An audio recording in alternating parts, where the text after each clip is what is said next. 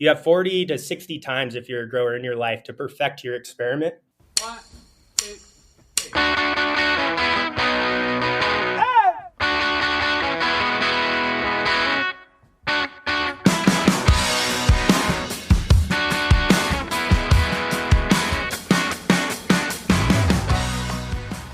Coming up on episode 364 of The Modern Acre, we're talking to the CEO of Bonsai Robotics, Tyler Niday, talking about their Vision Steer automation technology in the tree nut space. The Modern Acre podcast explores the latest in business, investing, technology, and sustainability in agriculture, and we're your hosts, Tyler and Tim Nuss. If you'd like to dig deeper with The Modern Acre, check out our membership community, The Modern Acre Co-op. The Modern Acre podcast is presented by American Ag Credit. American Ag Credit is a proud member of the Farm Credit System, which was created more than 100 years ago with the sole purpose of serving the financial needs of farmers and ranchers.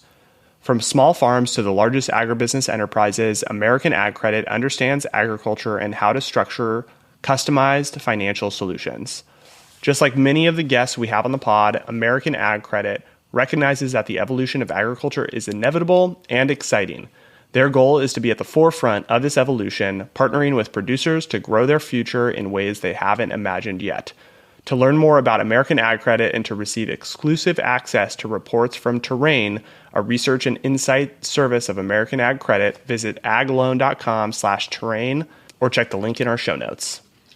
Ty, just had to fill the audience in just on a little anecdote of what it's like to work with you on a day-to-day, week-to-week basis. So last week, Thursday, I'm at the farm. Dad has his cousin in town visiting to tour the farm. We had this lunch set up with me, Dad, and Dare, and cousin Michael to kind of just get together. The lunch was at noon, so leading up to the call, I had a couple meetings. You and I were texting on a couple calls and said, "All right, I'm gonna go to this lunch with Dad and Dare." And so I'm at lunch, and my phone is just blowing up, just text after text after text from Ty while I'm at lunch that I had pre-planned, told him about. I get back from the lunch. It is 1:15, so an hour and 15-minute lunch, not too crazy. And Ty is just on me that I'm not available. I'm not responding to his text. Why am I taking so long at lunch? It was an hour and 15 minutes, Ty, on a Thursday. Get off my back.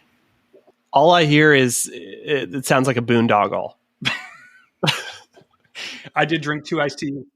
2 iced teas. To be clear, I was just giving you crap, but 8 text messages, no response. I'm like, I got to start calling out a search committee or something. And I forgot that I forgot that you had a lunch. Oh, Ty. I can't say that I'm necessarily an easy business partner to be, but I think that my strengths make up for my weaknesses. I will give you that, Ty. I'll give you that. All right. Well, excited for this conversation with Tyler. Bonsai Robotics doing some really interesting stuff in the robotics autonomy space. They work with third-party OEMs, so they're not building the base equipment, but they're building the sensor suite on top to help enable autonomous operations, specifically in the tree nut space. So we get into Tyler's background. He had a lengthy stint at Blue River, and this is his first entrepreneurial endeavor post Blue River. So a lot of great stuff in here about their go-to-market, what's working. You guys are going to love this episode. Let's jump in. Almond harvest is top of mind right now. It's a crazy time of the year, right? Where 5 operations need to happen in a short period in 110-degree temperature. And we're running pilots with our autonomous shakers right now on some pretty large farms, and we're really excited about the performance. These machines, are vision-based systems that work in dust and debris, and we're seeing 60% increase in performance versus the normal operator. So really excited to give these machines that are super mechanized, superhuman performance. Super excited to dig into Bonsai, and yeah, the heat is real. And I'm just like the coastal elite in San Diego that thinks 85 is hot, and meanwhile, Tim and my brother and dad are dealing with triple digits on the regular. It's crazy in the Central Valley right now. Yeah, completely. I spent the last 7 days out there. Unlike you, I started in San Diego and then have spent my entire career in ag. So getting a bit used to the heat, love the dry heat, more than the humid side. So I'll take that any day, but it's been dusty and hot and a great almond harvest. Tyler, you mentioned starting out in San Diego and ending up into ag. Maybe talk a little bit about your journey and what led you to Bonsai. Yeah, so I had no affiliation to ag growing up, but I was really into building things. Surfboards were a lot more common than tractors in San Diego. And when I was 12, I asked my mom for a welder for Christmas. It's a pretty weird, request to ask for Christmas at that age. My grandpa raced Indy cars, and there was some racing in my blood, so I was really into building things. And from that, I joined Cal Poly in my undergrad as a mechanical engineer and walked by the ag engineering shop and just was fascinated by what they were building and how big these machines were, and just kind of became passionate about the process. Like, I think there's such a big opportunity in agriculture for optimization. There's been so many advancements, and even now with robotics more so than ever, it's huge. So that kind of led me into agriculture, and then I've spent my whole career in it. I started my career designing big heavy duty machines and hydraulic systems, and slowly got into drive-by-wire technology in the orchard space. So tree shakers, conveyor elevators, that side of the spectrum. And then in 2015, I noticed this, ag tech startup pop up on the spectrum called Blue River. And when I went and saw them, they had 18 consumer grade desktop computers on the back of a tractor. It was spectacular. It was like the coolest robot I'd ever seen, where it's like hardware and computer vision. This was before AI, so traditional computer vision, and they pulled it off. So spent 7 years at Blue River. It was a spectacular opportunity for me to really combine the vision aspect of things with technology and just work with one of the most amazing teams I've been at. And then we got bought by John Deere, and I got a really unique opportunity to go into the autonomy space. And I was actually the first autonomy engineer under my boss at Blue River, working on the autonomous 8R tractors. So spent quite a bit of time developing the vision systems for that, which was amazing. Super cool trajectory. Like, did you always kind of have ambition to start your own thing? Like, was this when you were at Blue River where you're like, I'm in the trenches, I'm learning the ropes, and like one day I want to do my own thing? Yeah, I did. It was always like a little birdie in my ear. Blue River was my dream job in such an amazing place, but I don't think I was ever going to be like settled and comfortable till I went for it. Yeah. And so I had to go for it at one point in my career. So walk us through that. So you're at Blue River, obviously really, really successful, notable ag tech player. Walk us through the journey to get from there to Bonsai. Yeah. So when I left, it was a bit scary. My wife was pregnant with our second kid, gave up the salary and had to go exploring. And initially actually started playing with yield monitoring and forecasting, and built some computer vision algorithms to just count nuts ultimately. And then, being customer centric and my kind of deep connections with the almond industry, I just noticed a big opportunity where the precision ag revolution really hadn't happened or taken off in this crop, right? And if you look at the cost per labor, it's roughly 30x that of corn, cotton, and soy. So it's a huge opportunity. Machines have gotten more and more mechanized, like the harvesters and the sweepers and the shakers are amazing machines, but there wasn't precision ag. There wasn't GPS auto steer and yield monitoring and variable rate spraying, right? So we really set off to talk to customers and figure out what we needed. And what we found was if we could build a solution that worked in GPS limited environments and in dusty, debris filled conditions, we could have a really unique product in partnering with these existing organizations. So, we went after harvest specifically first because a lot of the traditional ways of doing computer vision struggle in harvest and perception struggle in harvest because there's dust, debris, and crude environments. So we kind of found a niche, built a prototype, really took a different approach in not building hardware and partnering with the key manufacturers in this space to really go after the industry and market. So once we had the prototype, it really kind of just took off from there. We're about 2 years in now, and it's been an exciting journey. So, Tyler, maybe talk to us about kind of the early pitch to growers. You had some inroads into the permanent crop industry with tree nuts. Like, how do you get growers comfortable with kind of like retrofitting their current equipment and kind of building that trust to basically prove the technology out? Yeah, so our actual first prototype was on a hedger, and like this big, it looks like something from a zombie apocalypse movie, but it's 3 reciprocating saw blades. And when you walk up to it, it feels like you're next to a turbine on an airplane. It's pretty scary. But the vision was to really just do a low-cost, vision-based automated guidance system, and starting with those machines. So we started there and really like proved the concept out. And then in talking with growers, we went through the process of starting with demos, then moving to commercial pilots ultimately, and proving it out, right? Like for us, it's really proving that there's a large savings, right? So we start with the demos and then get into the machine's performance, specifically on shakers, right? We're looking at like up to a 60% gain in efficiency and removing operators from the spectrum. So we'll show them the ROI, right? Show them what we're after, and then really prove it with the data in our app. So that's kind of the process we've been at. I think partnering with OEMs that are tried and trusted makes it feel a little more comfortable in the industry as well, right? It's, there's been a lot of folks who, a machine might look like it's from the Silicon Valley versus like from an ag field. So like coming at it with machines that are through the OEMs really, really helps us and lets us expedite and just focus on the software, which is a huge point. I'd like to just learn a little bit more about kind of getting this off the ground. I think you started an ag tech startup in probably a tough time. So, I mean, how are you thinking about, number one, fundraising? Obviously, this is fairly capital intensive. You're not doing your own machines, but there is, I think, probably significant capital investment involved in R&D. I mean, how are you thinking about, fundraising, go to market, and like timelines for that? Yeah, completely. So, I felt like I was pretty strategic in how I approached it. And my big goal with this company is to build a product that's around for a while and, really have fundraising be based on revenue. So that's been my centric focus and like committed, so we started with committed deposits, but, at this point, we still have significant capital left over and we have pretty significant revenue numbers this year. We're really excited about it. So I'm really trying to treat the company not specifically like an ag tech company, but give the same margins as any other business ultimately. And I think if you think of it from that perspective, you'll be in good shape. So that's really how I've approached it. From a fundraising perspective, it's definitely been tough in ag tech.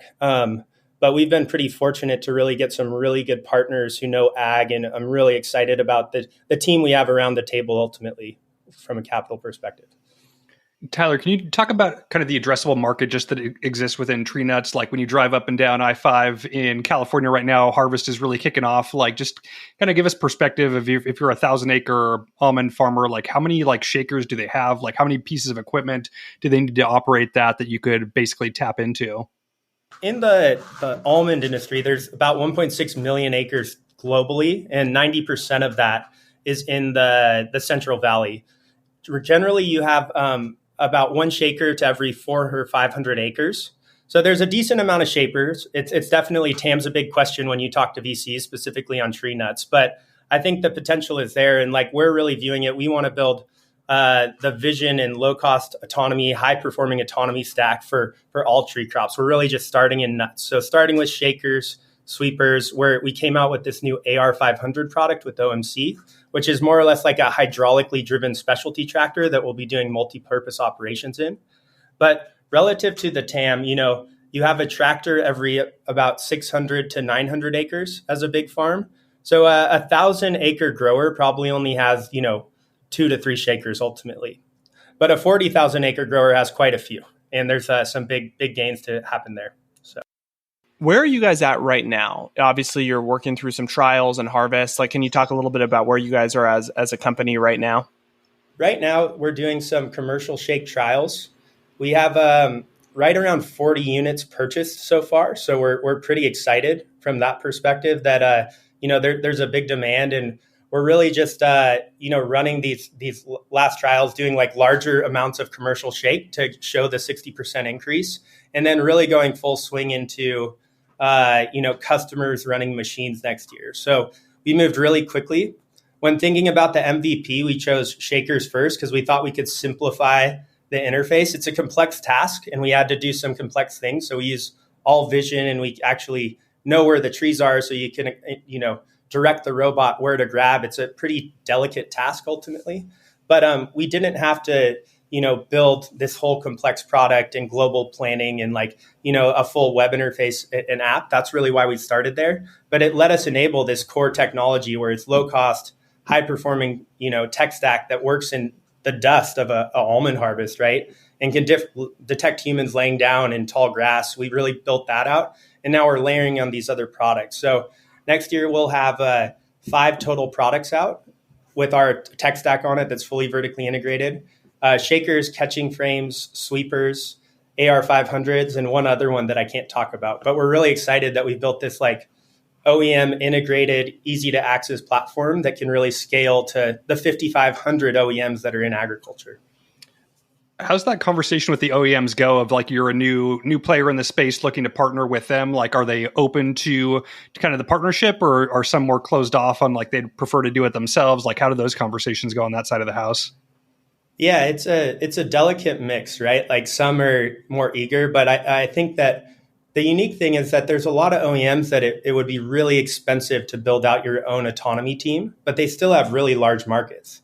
Like if you're one of the big growers, right, you're going to do most of it yourself, if not all.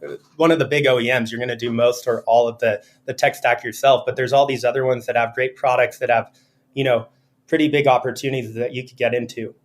I think that because I came from this industry and I was known, it definitely helped. I think getting in with other OEMs, right, and working with the engineering teams and integrating, you really have to have an extremely polished product to pull it off, and it can be a bit of a challenge. How are you thinking about monetization here, given the OEM relationship, given the direct-to-grower relationship? How do you guys make money? It's interesting, right? But it's really based around the ROI, right? So we like to try and give the grower at least a 30% savings per year, and that's how we base everything. But right now, from a pricing standpoint, we enable a per-year subscription or an upfront payment to give the growers optionality. Some growers really like to capitalize the expense upfront with the machine's purchase price, right? But some want the subscription ultimately. So that's how we've been thinking about it. The OEM has just these great relationships. Like for us, when we work with an OEM, if a diesel motor blows up on one of these machines, they'll guarantee a swap in 24 hours, right? And that's something that would be super difficult for us to provide. So working with them is kind of a key part of our business model, right? Like these businesses are built on relationships, and there's really good relationships, and delivering a product through these OEMs is really, in my opinion, a great way to approach it. Tyler, we're going to zoom out and talk about the industry as a whole, but to kick us off, what's your food or ag hot take? I have a couple. They're mostly more specific to robotics, but I think one thing that we've really been discovering lately is that, labor is a key piece to this puzzle of automation and autonomy and on the journey. But ultimately, a lot of times there's other factors when thinking about these machines and thinking about the system holistically that you could really tackle to enable these operations. And for us, we found that labor is not the biggest factor growers are after immediately. One day it will be, but it's actually giving these machines superhuman performance is what they're much more excited about than just labor ultimately. And finding ways to automate this whole complete task is really a great way to do it, and not just focus on direct one-to-one labor replacements and higher utilization. So I don't think it's a specific specific hot take. It's more like a robotics than ag hot take, but that's one. I also just think there's so much room for optimization in agriculture. The vision of Bonsai is really to give every tree and every plant this bonsai treatment, right? Not to make small trees per se, but to really give it the care on an individual basis. One thing that I initially heard from someone at Deere was there's these competition corn grows in the Midwest, right? You use the same sun, same dirt, and they can produce 3x the yield per acre with the same energy source. There's a lot of inputs going into the soil, right? But just in caring with plants on an individual basis, there's such a big room for optimization. And I really think that robotics are going to enable us to revolutionize and do a lot more in this space and optimize output with less inputs. It's interesting, right? I mean, precision agriculture has been, around for a while. Maybe precision ag was around before ag tech became kind of the nomenclature, but the idea being just being more precise with how we do agriculture. And I think that there's a lot there. There's a lot of ag tech companies focusing on that, whether it's input application or robotics. And I do think that the technology is coming around to be able to have that precision at scale in the environment. Completely. I 100% agree. And I think autonomy also enables this new way of doing things with machines, right? Machines are built around an operator with two eyes, right? Like a shaker or a tractor, everything's built around this operator. But all of a sudden, when you use vision and you have multiple cameras around a machine, you have this full 360-degree view of everything that's going on. So I think there's this new realm enabled by vision and robotics that really can push us to these new form factors that, enabled us to do a lot more in different ways. And the key is just to think about the system holistically as we approach these types of new forms. So I'm excited about that. Tyler, there's been a big push in kind of like agrobotics the past couple of years. Like Western Growers does the FIRA, the robotics show every year on an annual basis. There's a lot of companies coming into the marketplace. The past couple of years, I think, have been challenging on a lot of companies. Like, how do you kind of see at a macro level, like agrobotics playing out over the next couple of years? Yeah, I think it's a really an interesting time and an inflection point. Some companies are doing amazing. It's the first time ever I've heard of a company in ag tech, specifically robotics, crossing 100 million revenue. Like, that's a huge milestone, right? But there's also companies that are struggling right now, and the market is definitely interesting. I really think we're in like the super early phases of it, and a lot of companies are just starting to figure product market fit, and we're about to be on a rocket ship for the folks that are customer centric and focus on the growers.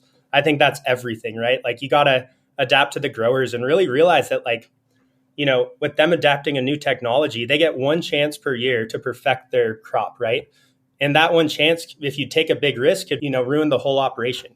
You have 40 to 60 times if you're a grower in your life to perfect your experiment, right? And coming out with like super valid products that are specific to the growers is key. And I'm really excited because like we're at this first ramp up I've ever seen where there's high revenue numbers with really solid tech products. So I'm really looking forward to the future. It's been rough, but I'm really optimistic about where things are headed. Okay, and with Bonsai specifically, like, what is your, you may not know yet, like, but what is your kind of long-term plan as far as, like, do you think an acquisition makes sense? I mean, this is one of the challenges I think with being OEM agnostic or working with OEMs. There's this kind of like, are they potentially an acquirer? How are you thinking about that? Having optionality is always good when you build a business, but my core principle with Bonsai is to build a solid product that lasts with growers, right? So I ultimately, like, it's not my immediate goal to get acquired, or I just want to build a solid business with high gross margins, right? And a repeatable thing that's around and makes growers happy for years to come. That's everything to me. So as long as I do that, I'm not exactly worried about an exit or an opportunity. I just want to build an awesome business and a great product that makes growers happy. So, such a politically correct answer. I mean, it's true though. Like I've seen things go away, and I don't want that to happen.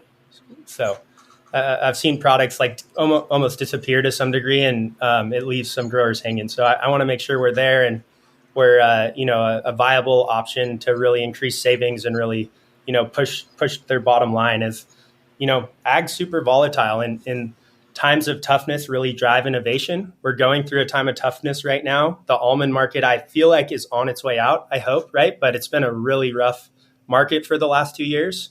And this is when you optimize and make big improvements on the farm. So I want to continue to do that, and build kind of this master farm management solution that can automate and then, loop in all the data from 20 megapixels of cameras throughout the machines, right? We have, images of every tree multiple times a year, right? So it's a pretty interesting take in the orchard space. I haven't really thought about that before, but I find it really interesting of like, in a hard market, that obviously presents challenges for ag tech companies that are trying to sell something to farmers, but perhaps it makes farmers even more interested and open to technology solutions that will help their bottom line, right? It almost kind of helps to like weed out the noise of if you're in a market, if farmers in a good market, the commodity prices are super good. They're actually less incentivized, I could argue, to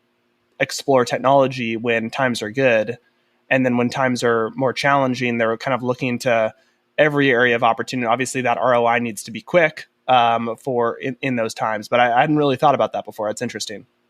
And with almonds, right, when it's $4 a pound for almonds, everyone's making good money. So you don't need to do much optimization. But when it drops down to 182 and the price of labor goes up by 20% in 2 years, you have to make change, right? You have to really tighten up. And I think it's a big piece of the puzzle, and really capturing the problem at hand with growers to really, drive adoption. So All right, Tyler. Ty and I are always bouncing business ideas back and forth, talking about what we could build within ag. If you weren't doing what you're doing with Bonsai and given your background with Blue River and Deer, like what would you be working on? What's a good business idea you have up your sleeve? I think there's a big opportunity on the software side of things with like actually integrating. There's so many different platforms for farm management and equipment management, and there's not a clean digitalized interface for everything to happen. That's one I've seen. And I think I may be wrong here, but like I think there's big opportunities in the Midwest in corn, cotton, and soy for some different form factors of sizes of equipment and different ways of doing see and spray from like a precise perspective. That's like really the vision of why I joined Blue River initially, was of this like highly precise see and spray application. And I think there's a big opportunity to really tackle in the corn, cotton, and soy region if you can figure out how to spray residual while doing see and spray. So I think there's some big opportunities there. There's a big focus on specialty, especially in California, and I'm doing it too. But I think there's some big opportunities in the Midwest to go after. I also think it's like with robotics, and there are like the abilities to solve these niches now, and you don't really have to go push for the bigger vision per se. And you can really build these big, strong businesses that like may not be the most attractive to a VC, but really can scale outward if you're very product centric up front and focused on what you're doing. So. Love that. Well, Tyler, this has been awesome learning more about Bonsai and your story. As we finish up, how can listeners get in touch and connect with you and Bonsai? Yeah, awesome. Check us out at bonsairobotics.ai, and then feel free to reach out to me on LinkedIn at any time. We have an 800-acre test farm out in Davis, so if anyone wants to come see some live demos of multiple machines, I would love to facilitate. So, Ty, what do you think? Such a quintessential Modern Acre podcast episode, Tim. It was great to hear. I loved asking him about, was this an inevitability, right? Like he was at Blue River. Was he always going to scratch this itch and do his own thing? And he was, and he is. And it's so cool to see that actually happening in real time now.